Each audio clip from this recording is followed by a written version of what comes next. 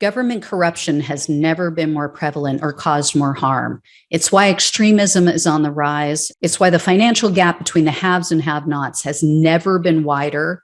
And it's why our planet is at risk of an extinction level tragedy. That's why I need your help to keep exposing the truth about the rot on both sides of the aisle. Become a supporter or a friend of the show today by clicking on the coffee link in the description box below. Friends of the show join me on a Zoom hangout once a month, and you guys can ask me any questions you want, and I can get to know you better. But the most important reason to help is to keep the show alive. Together, we can and will save our country and our planet. Thanks in advance and enjoy the show. Ben Ginsburg also testified in person. He was introduced as one of the most prominent Republican election attorneys in the country. He worked with President George W. Bush in his battle against Al Gore, among many others. Ginsburg reviewed all of the information, and he confirmed after he looked at all 60 plus election fraud lawsuits, all of the rulings in those lawsuits brought by Trump's attorneys. He looked at the court's rulings, looked at what the judges wrote, and he said that no court found Trump's claims credible. Now, he admitted that while some were dismissed for just procedural issues, he said many others were dismissed due to a lack of evidence. And Ginsburg also cited the numerous post-election audits and reviews that were done, all of which found no evidence of widespread election fraud.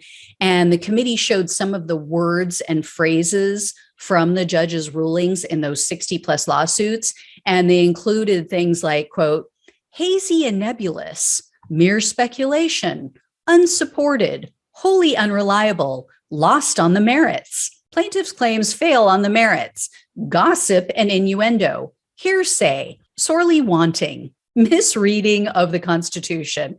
There were many, many more, but you get the picture. I don't want to bore you guys with all of them. The committee also pointed out that there were 22 judges in these cases that were appointed by Republican presidents, and that 10 of these judges were Trump appointees.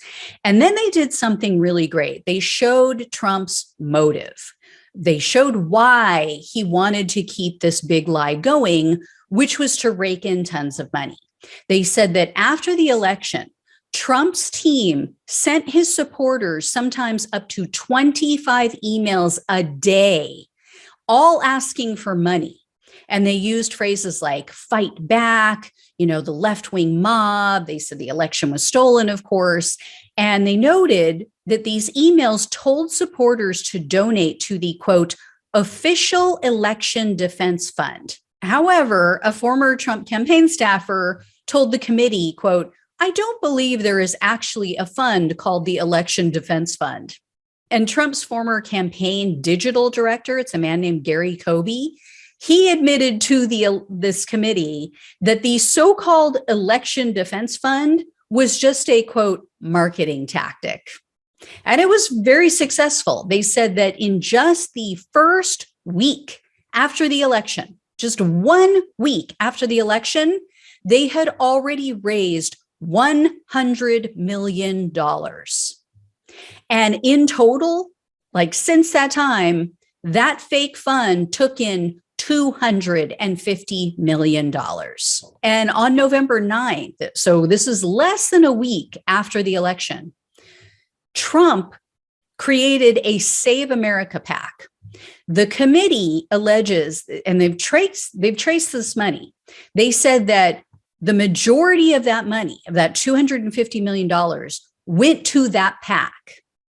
Didn't go to election fraud lawsuits or to fight to get Trump back in office.